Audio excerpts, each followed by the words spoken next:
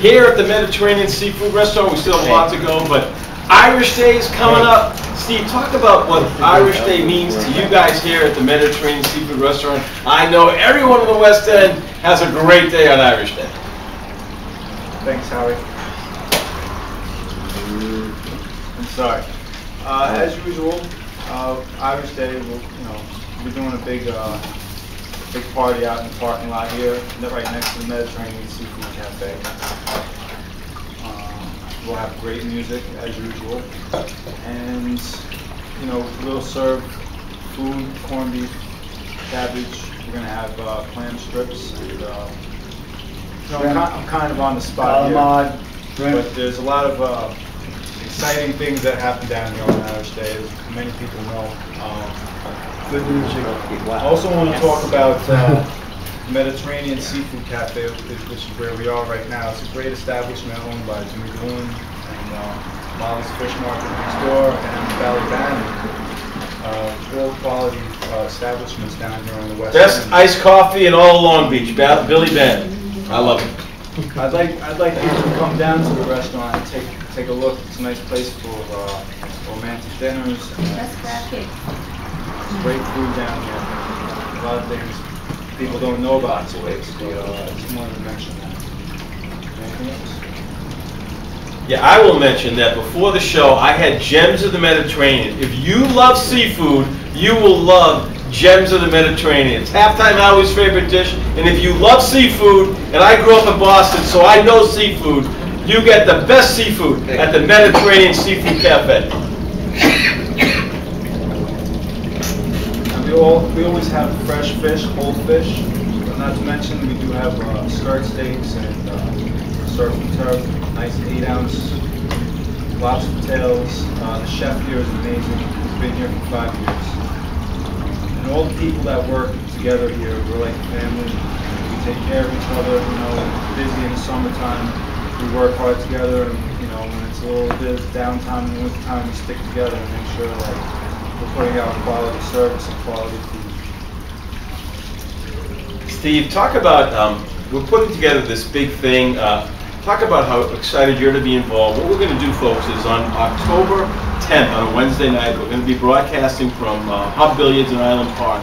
And we're inviting about 30 elementary and middle school students to do a marketing and advertising campaign about and working with all our sponsors. So you're going to be working with 4 or 5 kids, and they're going to be putting together an advertising and marketing campaign. How excited are you to get involved and have kids, elementary kids, do poems and skits and drawings and essays about the Mediterranean, and not only that, just working with kids in the community. How excited are you to take place in this big project we have coming up?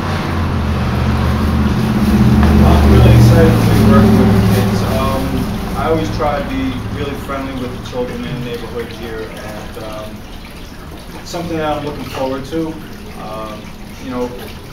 Working with the young people, they just want to expand their minds and try and see what I can learn from them, because they have a lot to offer me as well. Let's give it up to Steve from the Mediterranean Seafood Restaurant, where you can get the best seafood dish in all of Long Island. My favorite dish, Gems of the Mediterranean. All right, now, last week on the show, he conducted a 15-minute interview with one of the actors of Trouble with the Curve. And that actor is Eddie Lauder. Eddie Lauder grew up here in the west end of Long Beach. He went to West School, went to all the public schools. Now he's been in over 75 feature films. Rocco did an amazing interview with Eddie Lauder from California. And now it's time for Rocco Passafume to give his review of Trouble with the Curve. Let's give it up for Rocco Passafume. Thank you very much, Howie. It is my great pleasure to review this movie for this week. It's called Trouble with the Curve. It's directed by Robert Lorenz. It stars Clint Eastwood, Amy Adams, and Justin Timberlake. In the film, Gus Lowell, played by Eastwood, is an aging baseball scout for the Atlanta Braves. His now estranged lawyer daughter, Mickey, played by Adams, senses something is amiss with her father and travels to his next scouting post in North Carolina to be by his side and rekindle their frayed relationship. The film is a fine return for Clint Eastwood, who has come back for his first acting role since he was to retire from it after having done Gran Torino. He has proven to be highly skilled and humorous at playing grouchy old curmudgeons, and his fellow cast members, down to Long Beach's own Eddie Lauder, they all rise to the occasion. However, the drama of the key plot and its strong ties to baseball does not really kick into the final third of the film, and it's rather flat and hard for viewers to resonate with unless they know baseball themselves. But the film is not a total loss, as Ed Eastwood's rather sarcastic, grouchy old man archetype is highly entertaining, as well as the charming performance of Justin Timberlake, and it does enough to keep this rather low-key film relatively present for a rental and not to see the theater. So I give Howie with the Curve 3 out of 5 stars. All right, let's give it up for Rocco! You know, last week we put Rocco on the spot. He did a fabulous interview with Eddie Lauder. And next week we're putting Rocco on the spot again because we have a Long Beach born and bred movie director named Steve Marrow. Steve has directed a movie that's coming out in a week or so called Broadway's Finest. And next week when we broadcast from the law office of Peck and Schaefer right down the block at 1005 West Beach Street, Steve Marrow is going to be in our law office, and Rocco is going to interview him about that movie, Broadway's Finest. So we're looking forward to another big performance by Rocco. And I want to interview, and we're going to bring Rocco back for the next segment because before I introduce Steve, Rocco truly is an inspiration on our show. Ever since he's been with us, he's been phenomenal with his movie reviews. He does poems, which are amazing. And Rocco was diagnosed when I think he was 13 with Asperger's syndrome. He didn't let it get him down, and now he has had a major impact as a writer for Cinema Source, and he does a phenomenal job on our show.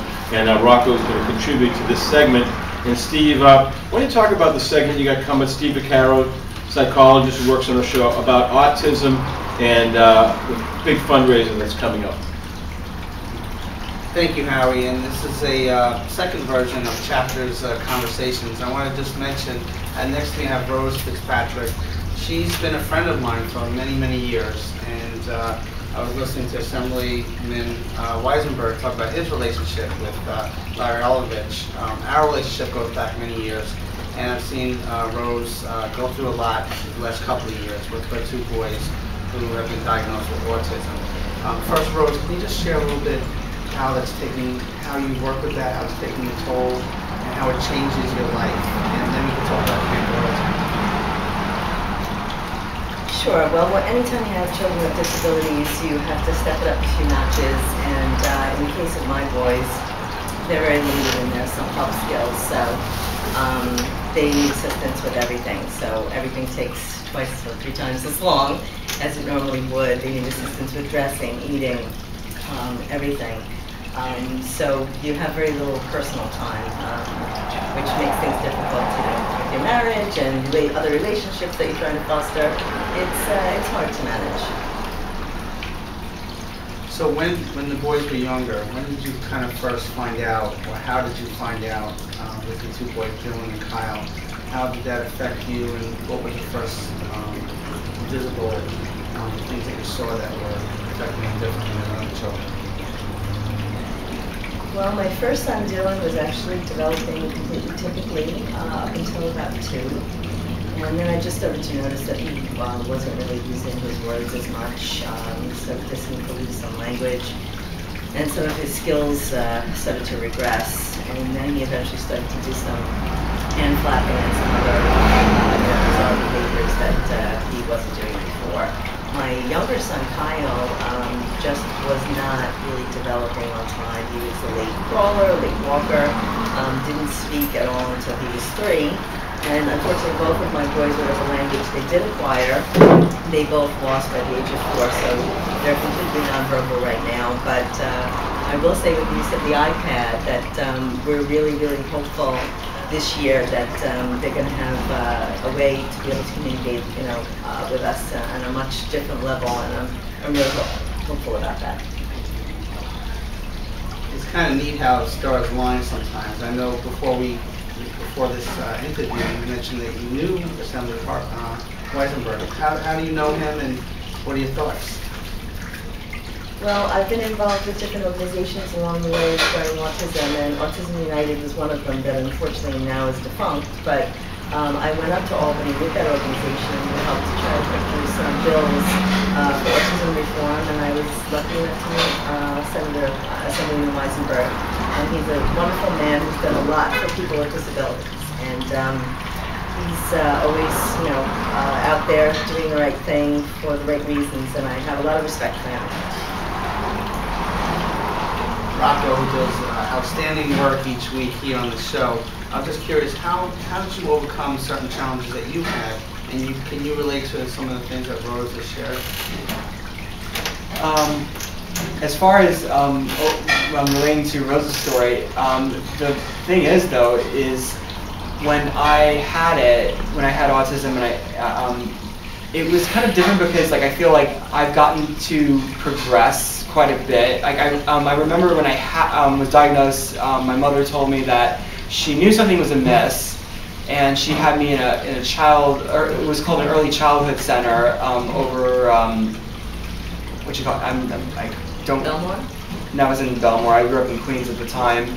But I was in this program. It was called Lowell Early Childhood Center, and it did teach me a lot of things that I needed badly at the time to be more communicative and all this kind of stuff. And it really, I feel like it did a lot to intervene me early on. I feel like that's very important with, when you have this thing, that you have to be able to, fight it early on and be able to do things that you need to do. To just even the basic things, like just being able to communicate and socialize. And I feel like if my mom hadn't intervened so early on and knew that something was wrong, I mean, who knows where I would have ended up today. I mean, would I have been able to communicate with people? Would I have been able to socialize? I mean, so much is just attributed to a lot of, acting early on to kind of, and I feel like that's what needs to be done when you have this, like, because when you're young, I feel like your development is more fluid, so I feel like the younger you pick up on these things, the better off you'll be as you get older. Yeah. So, like your mom, Rose has been an advocate for children with autism and disabilities. So it sounds like that support that your family gave you the opportunity to meet the challenges in life and do what you do now. So maybe that's an inspiration for Rose as well, because those two boys are young. And I'm just wondering, Rose, explain Camp Doylestown and what that does, what that organization is, what that does for parents, and what does that do for youngsters with autism. Camp Doylestown has been a real blessing for my family. It's a camp specifically for children with disabilities, developmental disabilities in particular, and they're located in Hunter, New York. And it's a beautiful camp where they really help to foster the kids' independence. I was really, really nervous when I first sent my two boys there. They were probably 7 and 9 when they first went. And I was reluctant to send them away for 2 weeks, being an overly protected mom. But I can honestly say it was the best thing I ever did, and they love it there. And every year I see them grow from their 2-week stay there. The independence that they gain, the skills that they gain, and their ability to interact with other people. It's amazing. It gives them a chance to grow, it gives my husband and I a chance to have some sort of a vacation and adult time, which we don't normally have, and it's been a great experience across the board. I think to pick up on what you were talking about, I feel like you did a really important thing. I feel like the fact that you did do this, I think, is going to help them a great deal, because I feel like if, they have the desire and the need to kind of, to be able to do these kind of things, but I feel like when you have autism, it kind of sleeps in them, and they don't get a chance to have it be, there's like a spark that needs to be lit up in order to do that.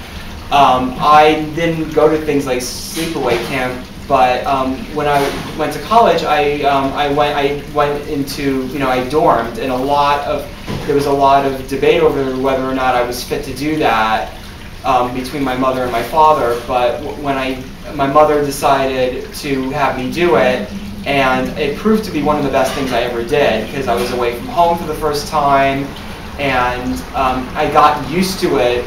As the 4 years of college rolled along, and I got to do a lot of things myself that I didn't get to do, and I felt like it just pushed me to just do things and to be more kind of, just to kind of carry on, and things were not always so great, because I felt like, growing up I had, my parents kind of relied on to really deal with a lot of things, whenever things were just kind of amiss. But I feel like having been able to have a chance to have independence really is an important thing, because you feel like, sometimes you don't really get the chance to do it unless it's put right in front of you. So I feel like it's very important to, to have situations where you can be encouraged to branch out and be on your own, because I feel like if you don't do that, it does, that spark that's very important to have is just never going to be lit, and I feel like the older you get, it makes it more problematic. So that's a key thing. So it forced you to gain independence and kind of challenge yourself to meet new people and to get away from your parents. I think, Rose, that's what you shared a little bit. Tell us a little bit between the first 2 years at Camp Loyaltown, how the boys and you were with your husband the first year and the second year. How did they react to you leaving them for the first time? Well, the first year we were all nervous, and they were apprehensive because they didn't know what to expect, and we didn't know what to expect. And we went up there and stayed upstate for a few days and went to camp probably every day. Stayed there for a few hours. But the difference between that first year and this past summer was that we went up just for a few hours for just a lunch visit, and my boys can honestly care less that we were there. They almost walked in the other direction when they saw us, as if we were spoiling their good time. So I think that was the best gift that we could have received. I think next year we don't need to go there at all.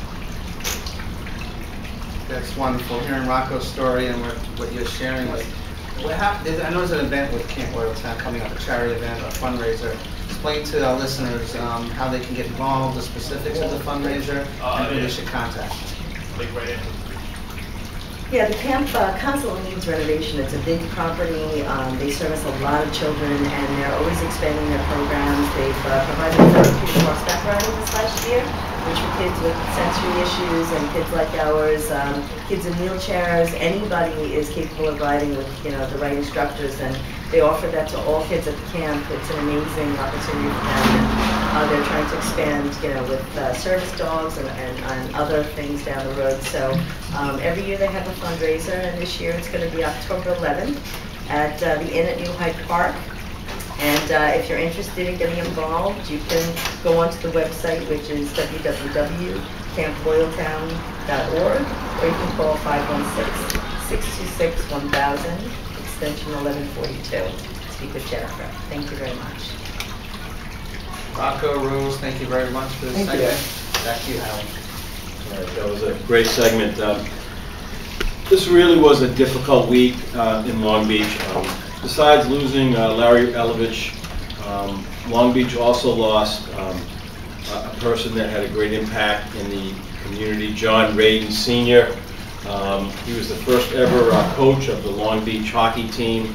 He was a veteran and well respected and loved by the Long Beach community. So this really was a difficult week because of the loss of Larry Elovich and John Radin Sr. To lose two people that spent their whole lives in Long Beach and had such an enormous impact in Long Beach, it's really difficult on a lot of people. And we want to send our heartfelt condolences to the Elovich and Radin families, and we always cherish their memories. And these are tough times when you reflect on people who did so many great things, but and we want to thank Assemblyman Wiesenberg for coming in and reflecting on his relationship. They worked so close together, Larry Elovich, and again, John Radin also was a hero in his own right and did many wonderful things in the Long Beach community.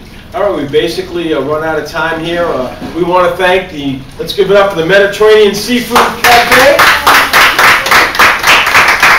where the atmosphere, look at this place, it's gorgeous, it's elegant, there's beautiful paintings, the food. If you really have an important date, you call ahead to Mediterranean Seafood Cafe and reserve the VIP booth. You want to get treated in style, you call up Jimmy or Steve and say, I want the VIP booth, and they'll treat you right here at the Mediterranean Seafood Cafe. And we thank them for being a great sponsor. And it really is a hidden gem here on the the west end of Long Beach. But not only that, you love seafood, go to Molly's next door. And if you're like me, you love iced coffee, you'll go to the Billy Bandit across the street and get your day started right with the best iced coffee in all of Long Beach at the Billy Bandit Deli. All right, we have come to the end of the show. I want to thank all our friends who did a great job. And it's time to wrap it up. And let me wrap up with this. My name is Halftime. I want to thank you for your time. Please join us next Wednesday for an edition of Halftime. But at this time, we are out of time. See you next Wednesday!